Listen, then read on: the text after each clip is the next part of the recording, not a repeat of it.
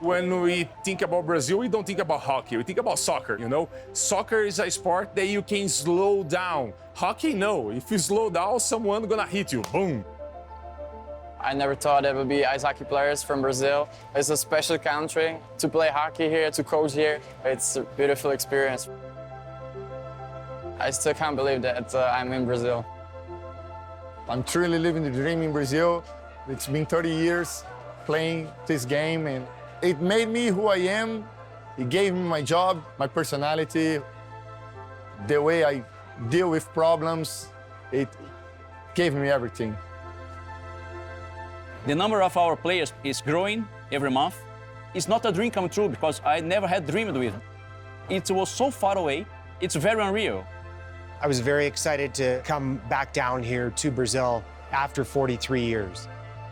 They're excited to have me down here, and they're excited that we're on the ice, the only indoor rink here in Brazil. They're growing the sport of ice hockey here in Sao Paulo.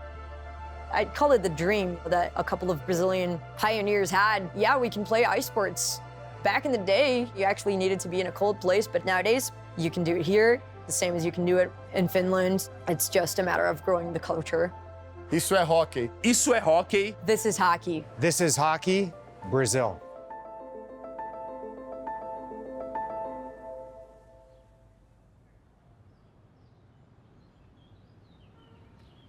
Here we can see all Amparo. Amparo is a very nice city. It's a nice place to live. I don't know if you guys saw down there when we arrived, we have a girl skating. That's why the people call us like Hockey Town. Wherever you go, has someone skating with sticks or whatever, walking in the street, you know? So Amparo is the hockey town, a cidade do hockey do Brasil.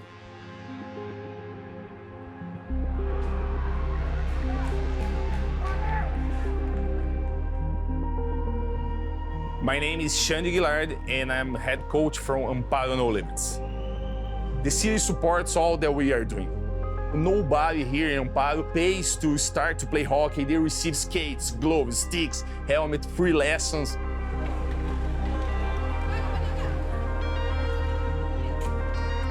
We have all the levels. We have like under 8, 10, 12, 14, 16, 18, 21, women's and senior team. If you want to play hockey in Amparo, you can.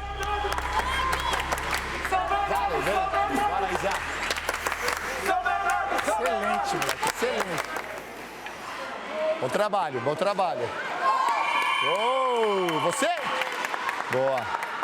Você pegou o rebote ali, ó. Você saiu no back check aqui, pegou o puck, voltou e fez o gol, tá bom? Vai. My name is Rafael de Magalhães. I'm a coach of the Brazilian national team of inline hockey. So today we have like around 300 kids, and it's just the beginning of the year for them, so it's a big party.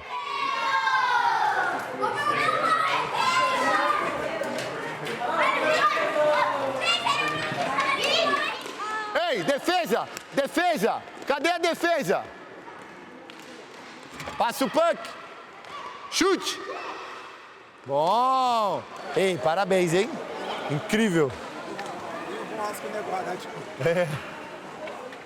This is a way to show everybody that I love the game. You know?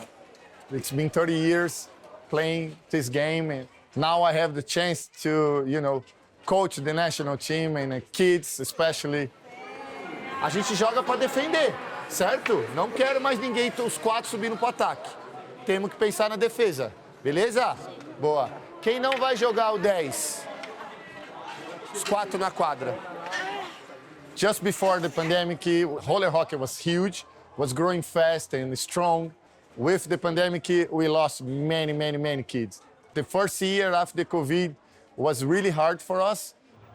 But after that, we start things over again, and now the kids are coming back to the sports. New kids wants to practice something. The sports, it's getting really big in Brazil. The last, 10, 15 years, NHL, because of the social media, become more accessible for everybody. So more people know hockey now. Everybody loves the highlights. When you go to Instagram and see the highlights, the scores and all, you get in love about it. So you want to play. And the NHL is close to us now. When we think sports in Brazil, we think about soccer. But at the same time, I think people looking for different things in this moment. So hockey become like a very good option. It's dynamic, it's fun, it's a sport with a culture that helps the kids grow also. That's what's making hockey in the last couple of years grow in Brazil, you know? That's what is going on.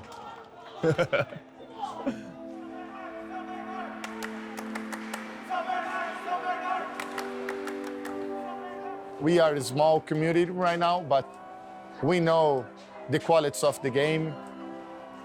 We know how good the sport is for kids, and I believe the people are working to develop the game in Brazil believe that, and everybody believes in the same thing.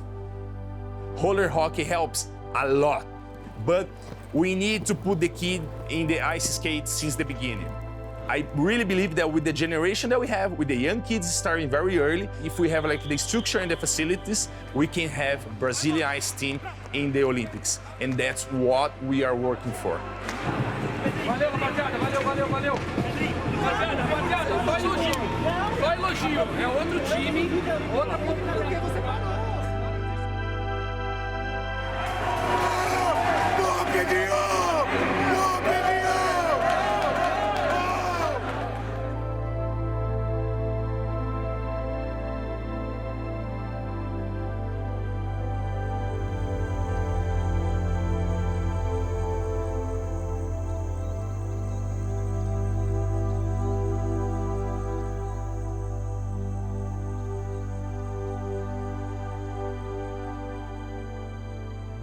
I'm from Rio de Janeiro in Brazil.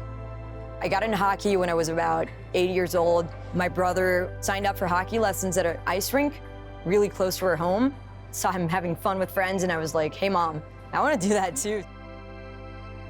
Hockey became such a great part of my life to the point that I've moved around the world trying to chase the dream of getting better at that sport.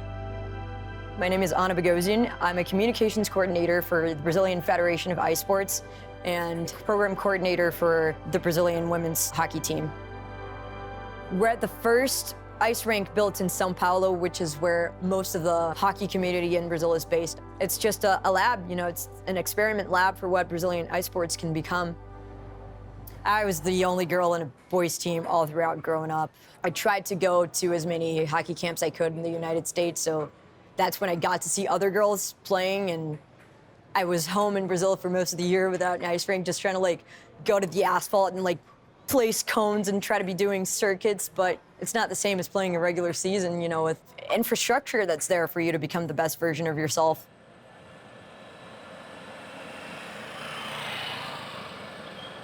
I'm an aeronautical engineer. The team asked me to design a rink to guarantee that there was no one to blame but me. I drove all the screws one by one, 3,324 screws. It took me 3 days to screw them all, but there was no leakage.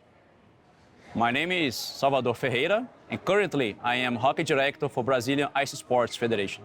We opened the facility in January 25th of 2020.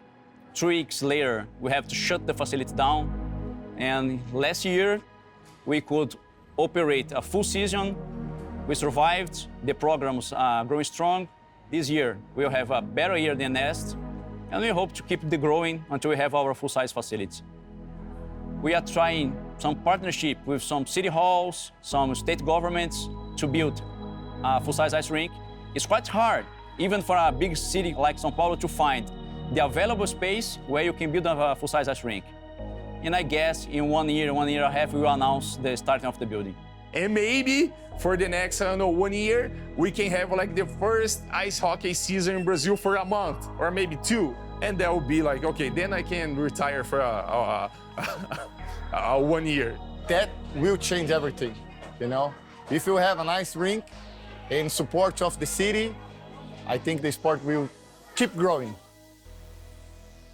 When we opened the facility, I tried my best to always have at least one coach that was born in a hockey country.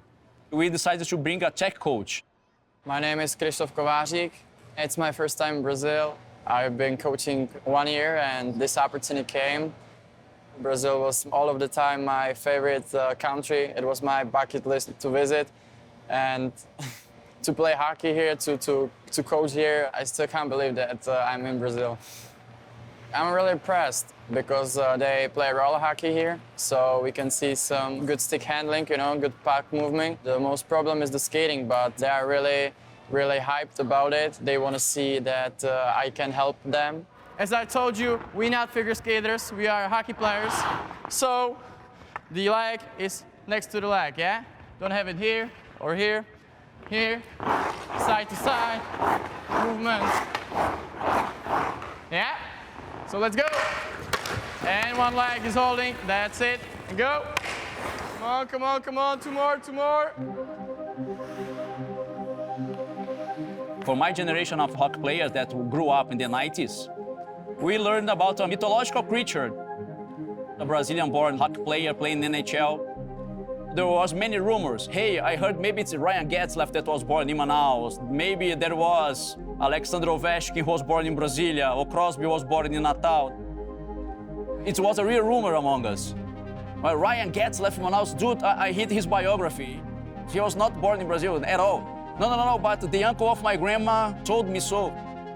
So when the Wikipedia became available, at least we could confirm. It's Robin Regehr from Calgary Flames, LA Kings that was born in Recife.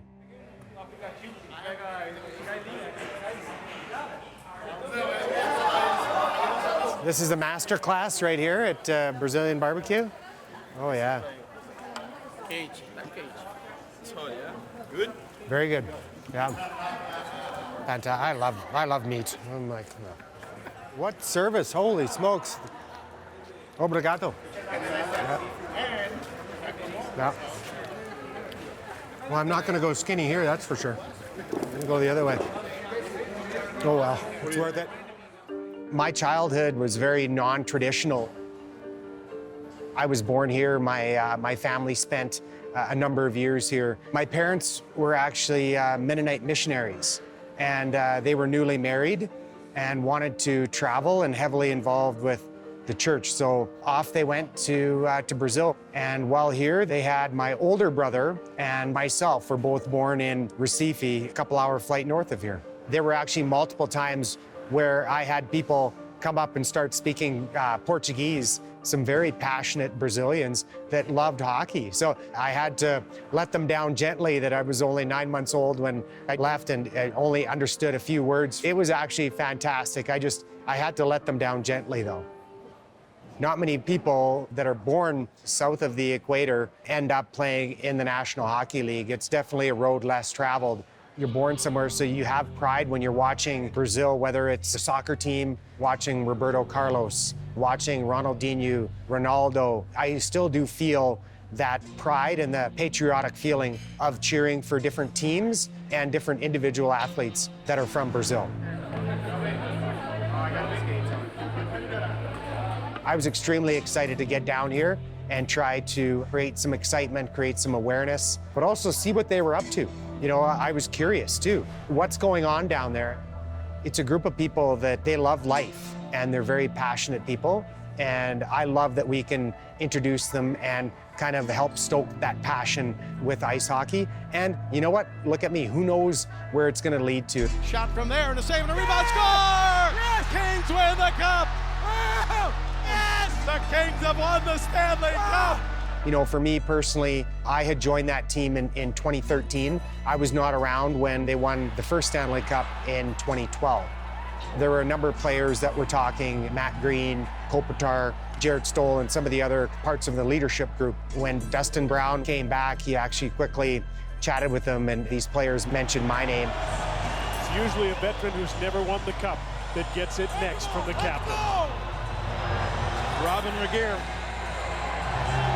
Heartbreak in 2004 for Regehr with the Calgary Flames, but a great tribute. It's hard to put into words what that meant. There was just a flood of emotion for me to share that experience with family and friends, but also for me, there was hurt that I felt like finally healed. And that wound for me was in 2004 when I was part of the Calgary Flames. We got within one goal of winning the Stanley Cup. It was almost a kind of a cathartic experience for myself as well.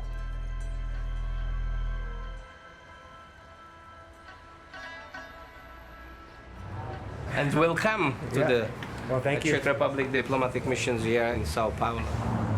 That year we had a saying, for the fellas, guys, let's do this for the fellas. And so all the players' rings actually have hashtag FTF, for the fellas. It's hard to win these things, really hard. Incredible, no? It's Yeah. really very nice. Yeah. No, it's really, my congratulations. Yeah, thank you. Really. That project which was very small, which we started with Salvador practically 1 year ago, no? Just now it's totally different project, and the presence of you is a confirmation of this, that this project really moved to totally different level. I was showing Christoph, I said, believe it or not, I was born here, and my mom, who keeps a lot of things, dug this out. You'll get a good laugh at that. So see if you recognize me in there. You could probably recognize the ears though, right? It's great. Can I offer you some Czech beer? Never say no. That's exact. Perfect. I will ask. Just a moment. My name is Juliano. I'm from TV Brazil. Oh, okay. Okay. Are you a Brazilian guy? I was born here, yeah. Well, first of all, I'm very excited to be back here in Brazil. I haven't been back here for 43 years. Now to be able to come back here with the help of the NHL and the Brazilian Ice Hockey Federation, I'm really looking forward to seeing all the kids and even adults out there, and the ability to try to help them develop and continue to improve what they're doing out there on the ice. Do you think that it's possible to Brazil to have a male or female in an international level? First of all, they need to build an arena. I think they got the potential. There's plenty of guys that are really into it, into playing hockey, into learning more. So it's beautiful to work with them. Okay, thank you very much, man. Yeah, thank you too. Yeah.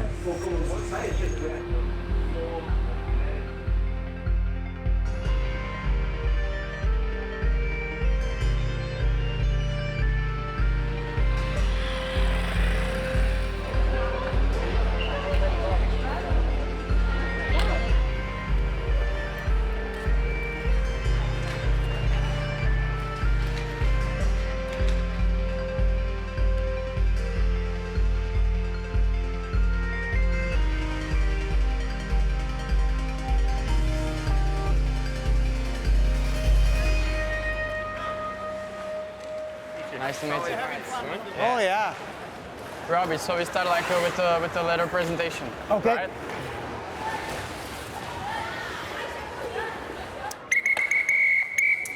We will have a practice. My name is Christoph. I'm the coach here. I'm teaching the coaches to become better coaches, to teach you to become better players, right? Here we have a Mr. Robbie. He will introduce himself.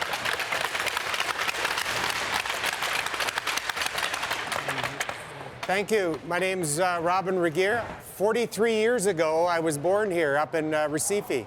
So I'm back, and I'm really excited, and I'm very, very interested in what you guys have been up to here, playing some ice hockey. Let's have some fun tonight. 3, 2, 1, go!